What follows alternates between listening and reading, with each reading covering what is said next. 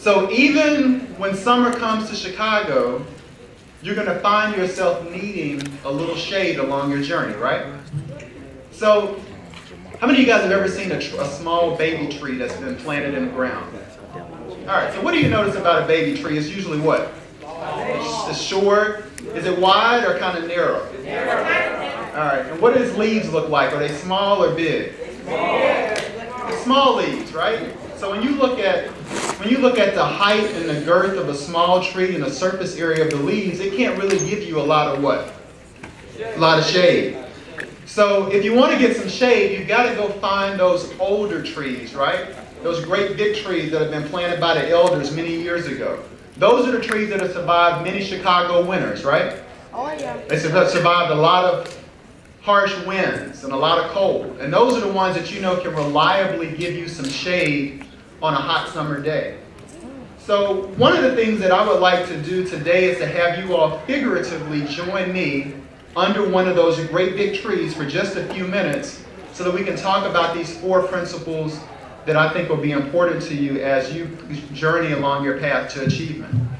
Now, I'm not a teacher, but I am one of those individuals who will call folks out if they're on a cell phone and texting and that kind of stuff while I'm talking. So be sure you're not one of those individuals this morning. So we got everybody's attention here, right? Yes, sir. All right, excellent, because I'll ask questions. I want you guys to be engaged. Now, the summer is coming up, right? Yes, sir.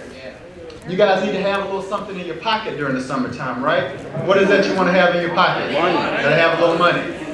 All right, so you're trying to figure out how you're going to get some money. Now, I talked about this big tree, right? That we're sitting under this big tree in the shade having a conversation. But what does not grow on the tree? Money. You guys are smart. So leaves grow in there, but not money.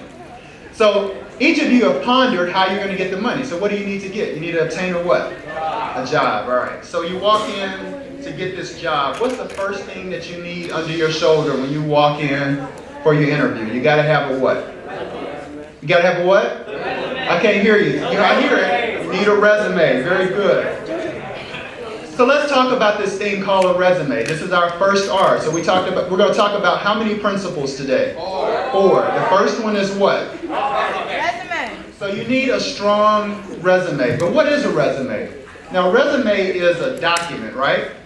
And it's a document that gives an account of your experience. It gives an account of your qualifications along the path of this complicated game called life. And right now, what you guys are doing, the experiences that you are taking, your experience in school, the grades that you earn that factor into your GPA, your extracurricular activities, all of these things are building a foundation for your resume. And it's important that you work diligently to have a strong resume. Now, there are a number of things that can pull you away from doing the things you need to do to get that strong resume. Let's call them distractions. Can you guys name some of those distractions, things that can keep you away from developing a strong resume? Yes, sir, in the blue. Girls. Ladies can pull you away. Yes, sir. Family. Some respects family can. Others. Yes, sir. What is it?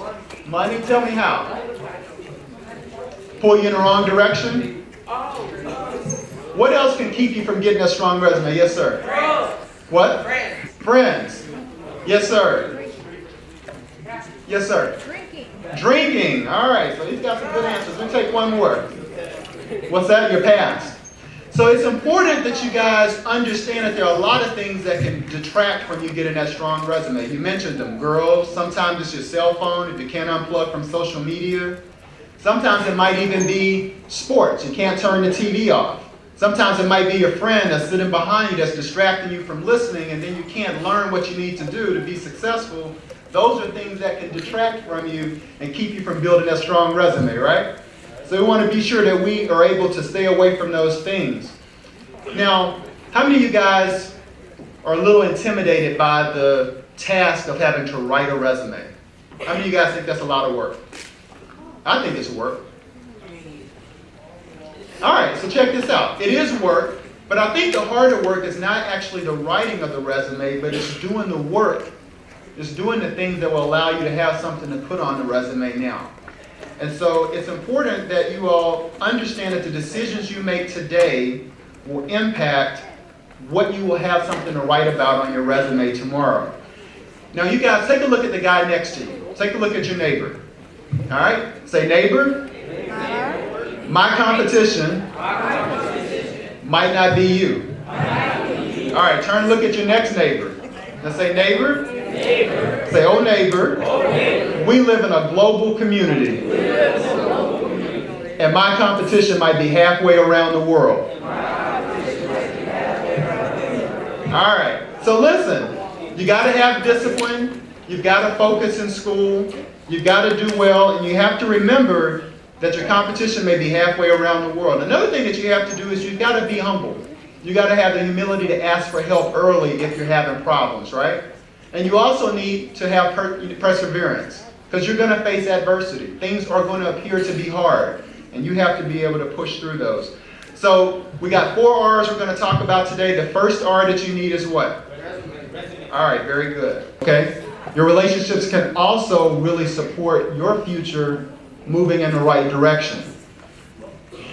A lot of folks will refer to me as being successful, but I'm very careful to say that, one, I've really been blessed by God to have the opportunities that I've had. And I think my success is really the result of the cumulative support of many individuals, many organizations, many relationships, many prayers over the years. And so that really is a result of relationships with individuals. There was a gentleman named Ken Coleman, who is a successful black technology executive in California. And Ken was talking to a group of young leaders, a little bit older than you, and he described his approach to building relationships as dot theory. So he has this thing called dot theory, where every relationship that you have is a dot. And Ken's takes a little bit of a different approach. Some people call relationships networking. I like to use the word relationships because it has a more kind of intimate connotation. But Ken says it's important to reach out to individuals, even folks that you don't know. So what Ken does is he'll go to a conference, he'll see someone speaking, and he'll shoot them a quick email, a quick note to say, hey, I listened to you, I thought your speech was really good. If you're ever in town, look me up and let's connect. And he would constantly do that. And then he'd find time to actually meet with these individuals. And he would aim to leave that conversation knowing more about those individuals than they knew about him. But one of the important parts of his dot theory discussion is that he likes to connect those dots and ensure that those dots are connected before he needs them, because he's found that having strong relationships has been very important in his success. One of the other things that he emphasized was that he takes an integrated approach to developing those relationships. Some of us can find ourselves hindered by artificial barriers in building relationships, artificial barriers like race and gender. And he thinks it's important to reach across those barriers to ensure that you're building a very good network or a very good circle of folks that you have strong relationships with. It allows you to not only learn from their wisdom and experiences, but it can also allow you to learn from their mistakes. Now, I think your relationships also reflect something else. Have you guys heard this saying that birds of a feather flock what? Together. A feather flock together. I know your parents tell you to watch out who you're hanging out with, right? So if you guys are going to put together a study group, or you're going to work on a project, you can almost tell what grade you're going to get and how successful you're going to be based upon who you have in your what?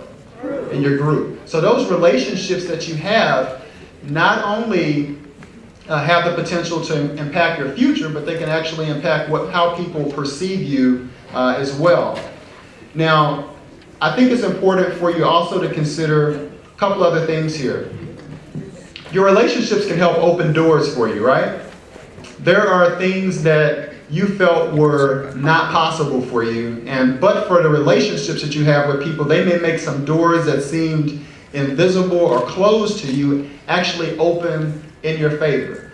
So relationships, I think, are critically important. That's our third R. Let's go back through them. The first R is what? Second R is? First R is what? What's the second R? All right. And what is our third R? Relationships. Relationships. All right. Great, great, great. All right. So now we are moving along to our fourth R. and then we'll be closing here. So I grew up in Louisiana, and my family came from humble beginnings. They lived in rural communities. They did something called sharecropping, but they were able to pass down through the generations an important respect for the environment. And I like to fish and local rivers and lakes and bayous and hunt, growing up. And as I finished college and went off to medical school and to residency training, my time got a bit tight. And so I haven't had a chance to really get out and do those activities as much as I used to. So I kind of supplement by watching shows on TV. We got any National Geographic watchers in here? Sometimes? All right, cool. All right, so I like to watch National Geographic. And how many of you guys know what a gazelle is? All right. What about buffalo? All right. So these animals, they're out on paths as well, right? Out in the desert. They get hot in the sun. They got to go down to the water. Where my National Geographic folks at again? Raise your hands. All right. So what's in the water? When the buffalo goes down to get some water, what's down there in the water? Not an alligator, but that's close. What's in the water? What is it? Crocodiles, right. But it's hot. You guys understand it's hot, right? But they got to get something to drink. So when they go down, especially the older buffalo and the older gazelles, they understand that when they go down to take a drink, that they are taking a risk, right? They're taking a risk. That the crocodile will come out of the water and grab them by the head and pull them in. So I mentioned that because our fourth R today is going to be risk. And I mentioned the National Geographic piece because that's nature, right? So this is a natural part of life. You see birds that are born in the top of a tree and they hatch out of an egg. Do birds fly? Most birds fly, right? All right, so how does that bird get out of the nest and begin to fly? It has to take a what? So it has to get to the edge, spread its wings a little bit, and it has to jump. So it has to get over its fear of falling. It's going to feel its wings are going to get air as it falls, and it'll begin to fly. But the bird has to take risks if it's ever going to do what? Ever going to fly. And so for you all to be successful, it's going to be important that you be willing to take a risk. If you talk to any business person that is very steeped in investing, they will tell you if there's no risk, there's no what? No risk, no what? No reward. If you're not willing to lose something, you can't gain something. Even me today, I'm really excited about the opportunity to inspire you guys, but to get up behind this podium here at this microphone is a risk. There's a risk that I could embarrass myself. But I can't get the joy of inspiring you and influencing you and changing the direction of your life if I'm not willing to take a what? Take a risk. Now, let me qualify my recommendation about risk. I talked to you guys earlier about reputation, right? I said reputation was important, but here are a few caveats. Don't let reputation kill you. So let me talk about risk. Risks are important to take, but there's some risks that are unnecessary. Who can give me an example of unnecessary risk? The risk I'm not talking about. Yes, sir. He said bungee jumping. I'm a doctor. I would say probably don't bungee jump. Yes, sir. What other risks? What are unnecessary risks? Give me an example. What's that? You get gambling? Okay. What about you? Skydiving, he said. Any others? Yes, sir. Risks that will happen to you guys. Yes, sir. Randall. Drugs and alcohol. So you guys may have heard in my resume that I'm actually a doctor. My specialty is emergency medicine. Tap your buddy next to you there. He needs to hear this. I've taken care of a lot of people over the years who have been in car accidents, people who've been shot, people who've been stabbed. And I will tell you that the majority of the time, those individuals have been involved in the use of drugs or alcohol. Okay? So that's an unnecessary risk that you don't want to take. Getting in a car with the wrong people is a risk you don't want to take, right? Staying out late at night. So I don't want you to get confused about those risks, but certainly you could be the first individual in your family who's going to graduate from high school, or the first individual who's going to go to college. You might be the only one amongst your boys who's headed down that path, and people may be telling you that you're going to fail, but you need to go ahead and take that risk. Oprah Winfrey, who's one of the most successful women in the world, says that you should do something that you think you can't do and fail at it, and then try to do it again and be successful. She says the only individuals who haven't tumbled, who haven't fallen, are individuals that are afraid to stand up on a high wire in the first place. Michael Jordan, one of the greatest men to play the game of basketball. Michael Jordan says that he missed 9,000 shots in his career, lost 300 games. 26 times they went to him to make the winning shot, and he missed. So Michael Jordan says he's failed over and over and over again in his career. And it's that failure, his willingness to take risk and fail, that have allowed him to ultimately be successful. So as I prepare to take my seat this afternoon, I do want to just reflect on one of my opening sentiments. And that is, again, that one of the greatest privileges that I have is to inspire you guys and to motivate you and to influence the path that you're going to take. I'm very, very confident from talking with you guys and observing what you have heard this morning, and the fact that you guys are actually retaining the information, that you guys are going to go many places, and you're going to impact the lives of many individuals. And I think that the impact of this EMBODI conference will be amplified exponentially over the course of the years. And I think the ladies of Delta Sigma Theta have done an outstanding job. They're pillars of our community. They are helping plant some of these trees along your path to achievement, which will allow you to have some shade in the sun as you move on to be successful. So again, we spent a few minutes today talking about the 4 R's, right? The first R is a what? Resume. A resume is something that you're going to develop through your hard work and your sacrifices. The second is your what? Your reputation. And your reputation is something that you build that's going to reflect your good name. The third is what? Relationships. You guys are on top of it. Now the relationships you build, they help empower you with wisdom and they help you make better decisions. And the fourth R is what? Risk. Because you have to be willing to take risk in order to fly. You have to want success more than you fear what? Failure. Very important. So as you depart this conference today, I want to ensure that you make it your mission to tell 3 of your friends some of the things that you learned today, okay? Because if you guys are the only ones that make it, then we haven't done our job today.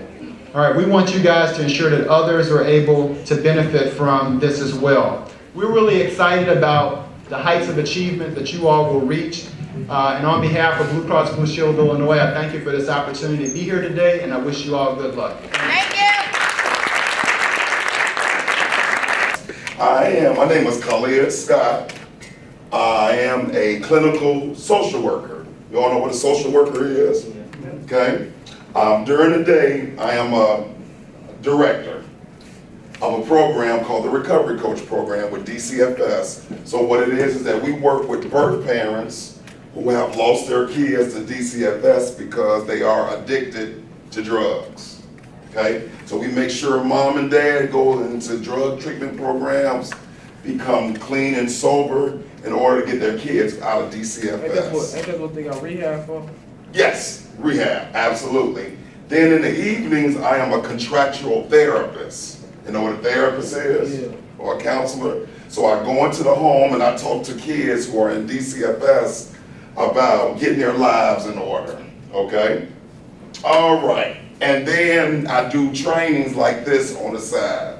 And I've been a social worker, guys, for 22 years. 22 years, and the reason why I asked you, what do you want to do for a living? Because I want to plant that seed in your head or reinforce it in your head that whatever you choose to do, gentlemen, be the best in it and love it. Make sure you work a career, not a job. Do you know what the difference between a career and a job is? Yeah. A job is basically something you don't really want to do, and a career is based off what you have experience in. Okay, excellent. 2 things. I think career is long term and the job is short term. Yes. And second thing is, what made you want to do this? Okay, glad you asked that. I was in college. When I got out the Army, I went to a college called Morehouse. Y'all familiar with Morehouse? All right. Pledge Alpha to hell there. But anyway, I went there, and I got out the Army. And then I had to go into the Persian Gulf War. I told you I was in the military. So I ended up leaving Morehouse and came back to Chicago and finished up at CSU, Chicago State. Anyway, one of the assignments that our teacher gave us was we had to go to juvenile court. Are any of you all familiar with juvenile court over here on the west side? Okay. I had to go there and observe for a whole day what was going on. And when I was getting ready to leave out, and I'm 22 years old, as I'm getting ready to leave out the front door, I see a Cook County sheriff with 10 black boys handcuffed like this, and they had a chain wrapped around their waist. It made me think of slavery. And this was 1991. When I saw that, it stuck with me, and it said, you know what? I don't want to work with computers. I want to work on saving lives. And I haven't turned the page since. I absolutely love being a social worker because I get to help people in need. And that's why it's a career instead of a job. And when you do something that's a career and not a job, even if you didn't get paid to do it, you would still want to do it. Like you, I'm sure you love doing art. I'm sure you love working on your computers. I'm sure you like playing your sports. You enjoy it. And just so happens you get a paycheck from it, okay? All right, well, we're gonna go ahead and get started. Adolescence and addiction, no love for the cocoa. Now, when the coordinator of this came to me, I said, can you tell me what that title means? What is no love for the cocoa? Is it about black boys not loving black women? You know, cocoa, chocolate, that's what I was thinking. She was like, no, Mr. Scott, how old are you? I said, I'm 45. She said, I got you. It's the name of a song called I'm in love with the cocoa. Right, and I'm like, well, what the heck is that? Cocaine. Cocaine. I said, wait a minute, let me wrap my brain around this. Some rapper is making money talking about love for cocaine. And I got kids and families out here suffering because of cocaine usage. Wow. How dumb of a world I live in. How stupid of a world I live in. This is my baby right here. She's older now. It's the love of my life. I work hard so her life can be better. I work with young men because it might be one young man here who might end up marrying my daughter. So I believe in giving back to make sure her future and other futures, other young pretty black girls can have a good future. Because if we don't take care of you all, who gonna marry them? And if we don't take care of them, who you gonna marry? Okay? So that's my little, what's that called when you're on my soapbox. So let's go ahead and get started. Let me ask you guys this. Have you ever used drugs before? You don't have to raise your hand. You don't even have to answer because I know we're videotaping. But I want you to, I can look at you and tell if you have. Have you ever used drugs? Got you. I know exactly who has used drugs in this room. Why? Because I study human behavior and human patterns. And when you ask somebody something, it's what we call body language. Your body language will tell me the answer before your mouth will. Okay?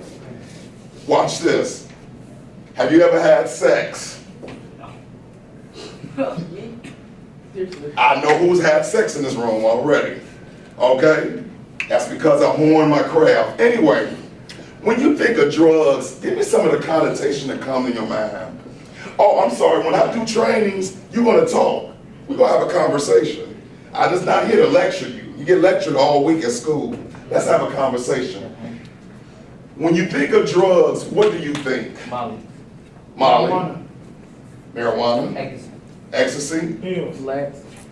Pills? Flats. Bath salts. Okay. Powder. Powder? Baking soda. Bang. Okay. Sugar. Sugar? Hold on. I love that. Why sugar? Are you addicted to sugar? You can be addicted to sugar. Soap. Glue? Absolutely. Anthrax. Whiteout? Absolutely. Whiteout. Hands Yes. I I got you. said Put some white up in your nose. You're going to get a little high off of it. Absolutely. You could put white on the bag and then like puff it. Why you need help? How do you know that? Why do you Half know of the that? time. Half of the time, yeah. Got you.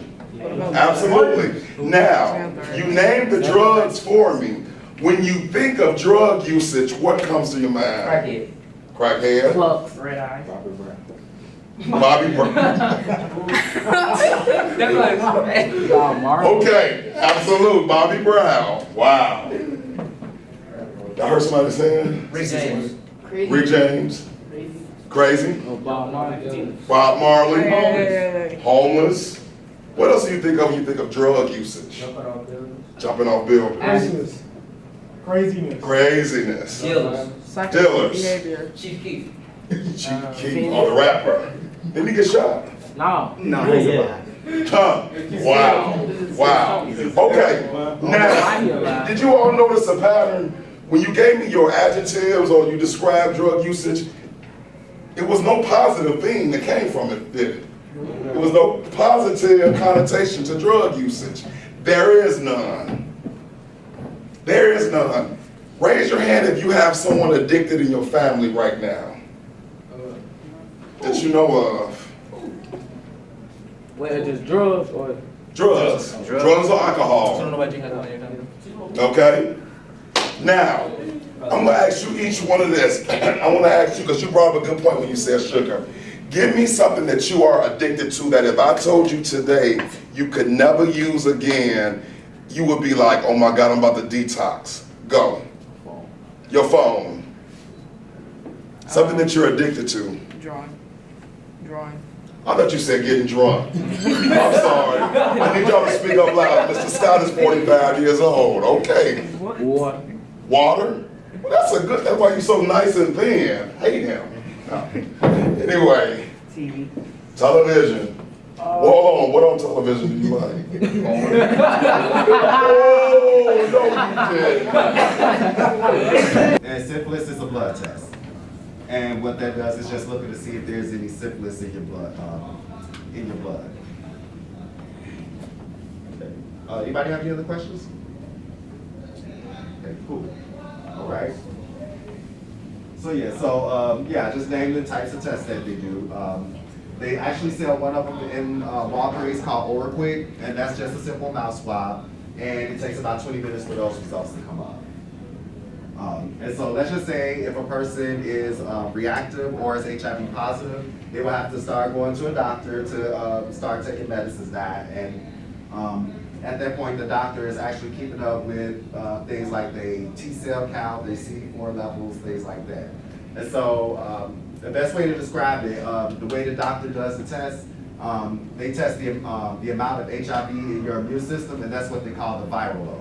And that's just trying to see how much HIV is in your immune system. The CD4 cells or the white blood cells is the cells that tries to fight against HIV.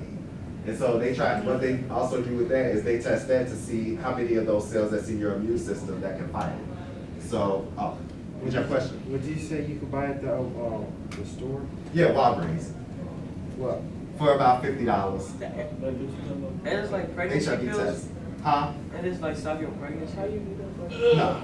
There's some pills that at like Walgreens you can buy. So he talking about the Plan B pills. Oh, yeah, Plan Test B. for everything? Yeah, that stops pregnancy. Oh, but I'm gonna get into more something with them, something new that they just came out with. Yeah, go ahead. Is it like disposable? Just reuse it? After you have It's disposable. how long does it take for like the doctor? Oh, good question. So that's what they call the window period. I was just about to get into that. So once a person contracts HIV, it really takes about a month or up to 3 months for it to show up in their blood system. So in their immune system, I'm sorry. And so doctors are usually doing tests, like blood tests, and what they call a 4th generation test. That's the old back in the day test where they take your blood and you have to wait 2 weeks for your results. Well, now today, like if they take your blood, you're only waiting for about 3 to 5 days for that result. And so, so once they do find out that you are HIV positive, then that's when they put you into primary care and start testing your blood and give you medications. Yeah. Oh, go ahead. Yeah, y'all have to go to the bathroom. Y'all don't have to ask me. You know, like just let just say I'm going to the bathroom, or do the church thing by holding up your finger.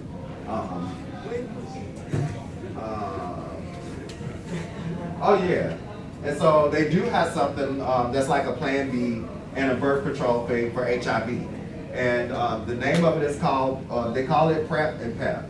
So I'm gonna start with PrEP, and that's called pre-exposure prophylaxis. So the best way to think about this is birth control for HIV. So what a person does is they'll take a pill a day, and in taking that pill a day, their immune system gains some type of immunity to HIV. But also, you still want to use condoms too, just to give that extra added assurance.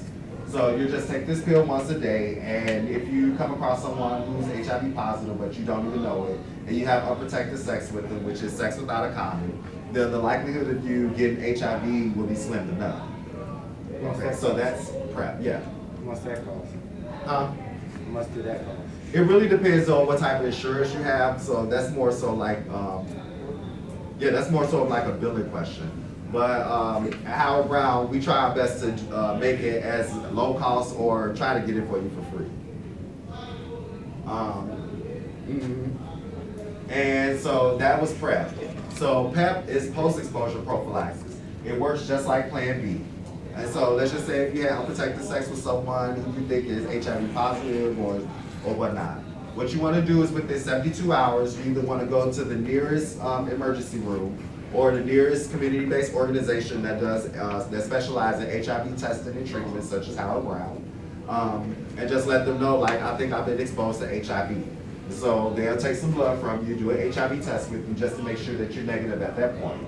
And then they'll also give you about three weeks worth of pills. You'll just take that pill once a day for 3 weeks. And what that does is if there's any HIV in your immune system, it kind of flushes it out or it kills it before it has a chance to replicate. Because it takes about once you become infected, it takes about 3 days for it to show up, to start doing replicating your immune system. So that's your window period right there to try to get rid of it. And so that's why you want to go to the emergency room or to a community-based health organization. And so, does anybody have any other questions? Okay, cool. Oh yeah. So also, once a person is HIV positive, their immune system is constantly attacked. So that's why they're always taking medicines every day. Back in the day, you used to have to take almost 50 pills a day. Now they're at the point where they're taking as much as maybe 1 pill a day. And get to the point of being undetectable, which means that that the person has HIV, but they're less than likely to pass it. So it's safe to say that they almost found a cure for HIV. All right, and so here's the next STI. This is very, very common, gonorrhea and chlamydia. Some people refer to it as the clap, well, that's the old day, or I'm burning or leaking or something like that. And so gonorrhea and chlamydia lives in the lining of our tube, so that's in our butt. It can live in the vagina, it can live in the throat, and it can also live in the penis. And it spreads through our tubes, which is those 3 and plus the penis. And some of the symptoms are itching, burning, like burning when you pee, bleeding, well, vaginas is bleeding during sex, or discharge. And the discharge can be either a greenish yellow discharge or maybe just a clear discharge. And for most times, you don't even get these symptoms at all. So that's why it's good to get tested at least every 3 to 6 months for HIV and STIs. And so the way we test for those things is earlier, like I said, you'll either pee in a cup or you'll get swabs, and the swabs can be either the throat, the rectum, or the vagina. And so the treatment for gonorrhea and chlamydia, if you come up positive for it, this treatment is real simple. It's not as bad as it used to be back in the day where you had to get a week worth of pills and take it twice a day and your stomach hurts. No, the treatment today is you either get 2 pink pills called azithromycin that will clear up chlamydia, or you'll get a Rocephin shot and a pink pill, an azithromycin pill, and that clears up the gonorrhea and chlamydia. And so in most places, if you are showing symptoms of gonorrhea and chlamydia, which can be either one of these, mainly discharge and burning when you pee, the nurse would more than likely give you treatment for both gonorrhea and chlamydia because both of those have the same type of symptoms. And then just wait for your test results to come back, and then they'll call you and let you know which one it was, either gonorrhea or chlamydia. And so if it's not treated soon enough for women, it can cause pelvic inflammatory disease or PID. And pretty much, makes it so you won't be able to have kids. Okay, syphilis. So, syphilis is another popular STI. And and so it lives in the blood and some of the sores it causes. And so, and it spreads, and it pretty much spreads through all types of sex, whether it's anal, oral, or vaginal. And so, as far as with the symptoms go in 3 stages. The first stage will be like a small sore around your genital area. You probably won't even notice it because you'll think it's a hair bump. It usually takes about 2 or 3 weeks for it to heal up and go away. And then next you started, that's when stage 2 happens, and that's when you start noticing rashes just coming out of everywhere, from the palms of your hands, along your torso or your back, the bottom of your feet. Usually at this time when people notice that, they're going to the doctor or the nurse to see what's going on.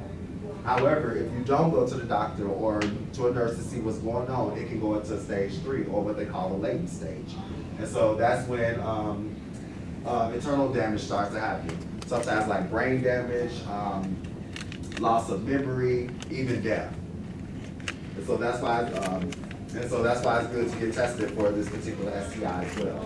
And you can also not even have any symptoms if you're walking around and you may have it and not even know it. And so the way we test for that is a blood draw. And so let's just say if a person does show a positive for syphilis, which is something you pray to God that you never, ever, ever want to do. And I'm going to tell you why. Because it says you get injections. The treatment will be injections with antibiotics or pills. And so the bicillin antibiotics, the treatment is horrible. Okay, so you're going to have to go through this 3 times. And so what it is you get a bicillin shot, which is really a shot in each butt cheek. And so they put this really thick medicine in you. Hopefully if you got a good nurse, she warmed it up for you so that way it don't hurt so bad. And so what happens is you get this injection and your butt hurts. And your butt is gonna hurt for about 2 to 3 days. And the reason why